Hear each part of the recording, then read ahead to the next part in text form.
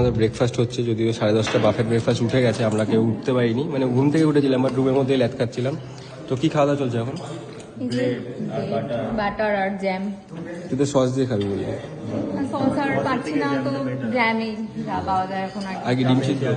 হ্যাঁ, boiled egg আছে। Boiled egg আছে। তা আমি তো বানাবো না, তোরা আমাকে রেডি করে দে। তুই বানাচ্ছিস? অবশ্যই। মানে সেফের দায়িত্বে তুই আছিস? দে দেখি কেমন আমরা বানিয়েছিস, এখন টেস্ট বড় করে বড় দে। শেফ। এই দেখ কত সুন্দর। চিনি কোথায়?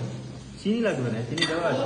আমার তো সুগার না, আমার চিনি লাগবে। চিনি দেওয়া ওকে কেউ কিছু খেয়ে দেবো না, কেরো একটা তাকিয়ে দেখ দুজনের দিকে, যে দুজন দুপাশ দিয়ে কি করছে, আমাকে দেবে তো নাকি? এতক্ষণ পরে পেলো, তাই তো ফাইনালি এতক্ষণ পরে পেলো, এতক্ষণ ধরে তাকিয়েছিল।